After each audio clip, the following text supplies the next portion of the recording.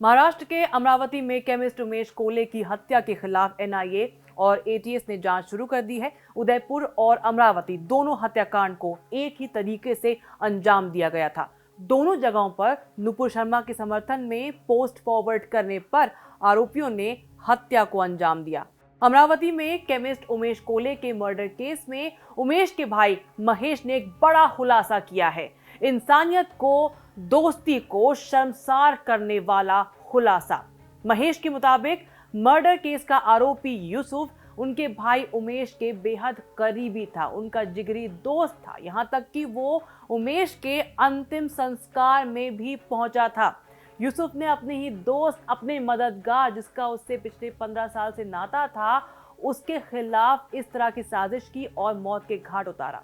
जानकारी के मुताबिक डॉक्टर यूसुफ खान और उमेश कोले की दोस्ती 15 साल पुरानी है और अमरावती के रहने वाले उमेश कोले वेटरनरी केमिस्ट थे और यूसुफ वेटरनरी हॉस्पिटल में काम करता था और इसीलिए दोनों अच्छे दोस्त बन गए थे। एकदम खासम खास मित्रता थी और यूसुफ अक्सर उमेश के घर आया जाया करता था।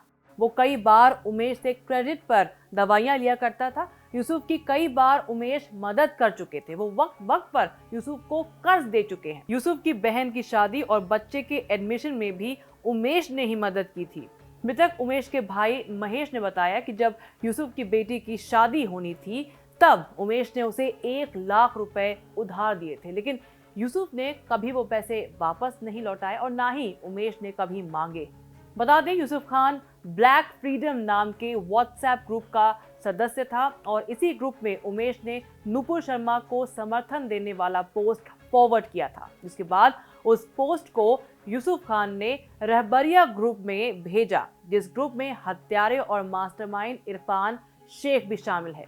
इस रहबरिया ग्रुप में इरफान शेख और हत्या में शामिल बाकी लोग थे। इसके बाद ही इरफान ने 16 जून को एक मीटिंग ली, जिस मीटिंग में उमेश को मारने की बात की गई, साजिश रची गई।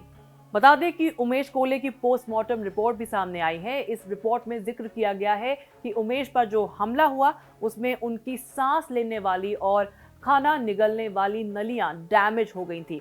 यही नहीं, रिपोर्ट में यह भी कहा गया है कि हमले में उमेश की आंख की नस और दिमाग की नस भी डैमेज हो गई थी। पोस्टमार्टम रिपोर्ट में एक और खास बात लिखी गई है जिससे जांच एजेंसी अभी हैरान है।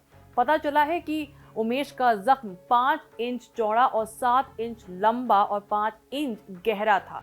मतलब ये है कि हत्यारे ने पूरी ताकत से उमेश पर हमला किया था और उसका मकसद एक ही बार में हत्या सुनिश्चित करना था। यहाँ से आप समझ सकते हैं कि किस तरह से सोच समझकर इस घटना को अंजाम दिया गया है। ये कोई गुस्से में आकर की गई हत्या नहीं है, ये किसी भी तरह से रोष में आकर एक हत्या को अंजाम नहीं दिया गया। ये पूरी प्लानिंग, प्लॉटिंग करके सिस्टमैटिक तरीके से इस घटना को अंजाम दिया गया है और इसमें एक बड़ा हाथ रहा मृतक उमेश के जिगरी दोस्त का।